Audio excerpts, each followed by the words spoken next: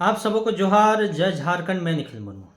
आज यानी कि 26 मई 2025 को झारखंड कांग्रेस द्वारा राजधानी रांची के राजभवन के समक्ष आदिवासियों के लिए अलग धर्म कोड कॉलम की मांग को लेकर के धरना प्रदर्शन आंदोलन किया जा रहा है। चलिए, ये अच्छी बात है कि कांग्रेस जैसी राष्ट्रीय पार्टी आदिवासियों के लिए अलग धर्म कोड कॉलम चाहती है, लेकिन क्या वाकई में कांग्रेस जैसी राष्ट्रीय पार्टी आदिवासियों के लिए अलग धार्मिक पहचान धर्म कोड चाहती है, या ये सिर्फ एक उनका प्रयास है, कोशिश है कि आदिवासी वोटों के बीच कैसे सेंधमारी किया जाए, आदिवासी वोट बैंक अपनी पार्टी का कैसे बढ़ाया जाए? ये मैं इसलिए पूछ रहा हूँ क्योंकि कांग्रेस का इतिहास ही कुछ ऐसा रहा है। चलिए, मैं आज आप लोगों के सामने कुछ तथ्यों को रखता हूँ, कुछ बातों को रखता हूँ। ब्रिटिश काल के समय सन 1871-72 में जब जनगणना हुई, तब सभी धर्मों के लोगों के लिए अलग अलग धर्म कोड कॉलम दिया गया। ठीक उसी प्रकार आदिवासियों के लिए भी अलग धर्म कोड कॉलम दिया गया। इस कॉलम का नाम ट्राइबल रिलीजन या एनिमिस्ट था। लेकिन आज़ादी के बाद 1961 में जब कांग्रेस की शासनकाल थी, कांग्रेस की सरकार थी, पंडित जवाहरलाल नेहरू इस देश के प्रधानमंत्री थे, तब आदिवासी के लिए बने इस अलग धर्म कोड कॉलम को हटा दिया जाता है और उसके बदले में अदर्स रख दिया जाता है। बताइए, कांग्रेस जब सत्ता में थी, शासन में थी, तब उन्होंने आदिवासियों के धार्मिक पहचान के साथ खिलवाड़ करने का कोशिश किया, काम किया, आदिवासियों के धार्मिक पहचान को मिटाने का काम किया। लेकिन आज जब सत्ता से बाहर है तो आदिवासियों के लिए अलग धर्म कोड कॉलम मांगने का ढोंग रच रही है, नौटंकी कर रही है, छलावा कर रही है। 2014 से पहले भी जब कांग्रेस शासनकाल में थी, सरकार में थी, तब इस देश के आदिवासियों ने, इस देश के विभिन्न राज्यों के आदिवासियों ने आंदोलन करके, धरना प्रदर्शन करके अनेकों प्रकार से कांग्रेस के सामने इस बात को रखा कि उनके लिए अलग धर्म कोड, उनके लिए अलग धर्म कॉलम दिया जाए। उनकी धार्मिक पहचान जो कांग्रेस ने 1961 में मिटाई, उसे दोबारा आदिवासियों के लिए दी जाए। चूँकि आदिवासी प्राकृतिक पूजक होते हैं, वे अन्य धर्मों से कभी मेल नहीं खा सकते। लेकिन कांग्रेस की सरकार में तब आदिवासी मामलों के मंत्री रह चुके किशोर इंद्रदेव ने इस मुद्दे को, इस धार्मिक मसले को अव्यवहारिक और बेकार कह करके ठुकरा दिया। बताइए, जब कांग्रेस सरकार में रहती है, सत्ता में रहती है, तब आदिवासियों के धार्मिक पहचान को मिटाने का काम करती है, लेकिन जब सत्ता से बाहर होती है तो आदिवासी हितैषी, आदिवासियों के लिए अलग धर्म कोड मांगने का ढोंग करती है, छलावा करती है। यह सिर्फ एक बात नहीं है। आदिवासियों के लिए, आदिवासियों के बीच सबसे ज़्यादा बोले जाने वाली संथाली भाषा को भी उन्होंने अपने शासनकाल में, अपने सरकार के दौरान कभी मान्यता नहीं दी, कभी उसे 8वीं अनुसूची में शामिल नहीं किया।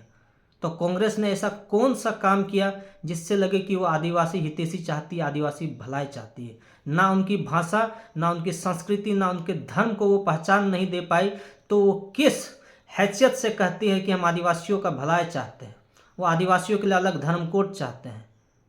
तो इससे तो ये साफ प्रतीत होता है कि कांग्रेस जैसी राष्ट्रीय पार्टी आदिवासियों के नाम पे सिर्फ राजनीति करती है, इस देश के भोले भाले आदिवासियों को ठगने का, छलने का, लूटने का काम करती है। झारखंड आंदोलन के समय जब यहाँ के आदिवासियों ने अपने लिए अलग राज्य की मांग की थी, तब कांग्रेस ही थी जिन्होंने इस आंदोलन को कई बार दबाने, कुचलने का काम किया। इस आंदोलन में ना जाने कितने आदिवासी शहीद हुए, लेकिन कांग्रेस सरकार ने कभी इसकी सुध नहीं ली। लेकिन इनकी नौटंकी देखिए, आज सत्ता से बाहर है तो वो एन केन प्रक्रेन अनेक हथकंडे अपना करके आदिवासी हितैषी बनने का कोशिश कर रहे हैं, प्रयास कर रहे हैं। आज इसी झारखंड राज्य में इनके जो गठबंधन दल है, झारखंड मुक्ति मोर्चा, उनके मुख्यमंत्री हेमंत सोरेन द्वारा आदिवासियों के सबसे बड़े धार्मिक स्थल, पूज्य स्थल, हमारे मरांग गुरु इष्ट देवता जो गिरिडीह में अवस्थित है, उसे लिखित में जेएनयू के हाथों बेच दिया जाता है। लेकिन कांग्रेस को देखिए, इस मामले में चुप रहती है, इस मामले से किनारा कर लेती है। वाकई में वो आदिवासी हितैषी रहती, आदिवासी की भलाई चाहती, आदिवासी की धार्मिक पहचान बचाव हेतु वाकई में उनके मन में कोई निष्ठा होती, तो शायद इस मामले में हस्तक्षेप करते, लेकिन शायद कांग्रेस जैसी राष्ट्रीय पार्टी को आदिवासी मुद्दों पर सिर्फ राजनीति करनी है, अपना वोट बैंक बढ़ाना है। ये वही कांग्रेस पार्टी है जो अभी झारखंड में जेएमएम के साथ गठबंधन में है और यहीं पर आदिवासियों के सबसे बड़े सरना स्थल रांची में जो स्थित है सिरमटोली में, वहां पर रैंप बनाने का कार्य एक कंपनी द्वारा किया जा रहा है। कांग्रेस से पूछना चाहते हैं, क्या पूरा झारखंड में, पूरा रांची में आदिवासियों का सरना स्थल ही मिला था जहां से आपको रैंप उतारना है? पूरा रांची में कहीं और आप लोगों को जगह नहीं मिलता? ये कहीं ना कहीं दिखाता है कि कांग्रेस जैसी राजनीतिक पार्टियां आदिवासियों को सिर्फ छलने का, ठगने का काम करती है। इस मामले में उन्होंने क्यों हस्तक्षेप नहीं किया? जब रैंप उतारा जा रहा है रांची के सिरमटोली के सरना स्थल में, तो इस मामले में अभी तक कांग्रेस चुप्पी क्यों साधे हुई है? लेकिन आज इनकी नौटंकी देखिए, राजभवन के बाहर ये लोग बैठ करके धरना प्रदर्शन कर रहे हैं, पूरे रांची के चौक में रैली कर रहे हैं।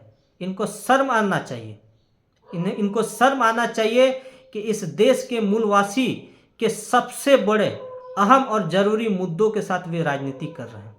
आज शायद कांग्रेस की ही देन है कि आदिवासी अन्य धर्मों में पलायन या अन्य धर्मों में चले गए हैं, क्योंकि यही कांग्रेस थी जो आदिवासियों के लिए बने अलग धर्म कोड को मिटाने का काम किया।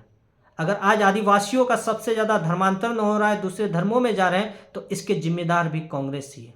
ये कहीं ना कहीं दर्शाता है कि कांग्रेस की एक हिंदूकरण नीति तब रही होगी जिसके तहत आदिवासियों को हिंदू बनने का एक सोची समझी साजिश किया गया था।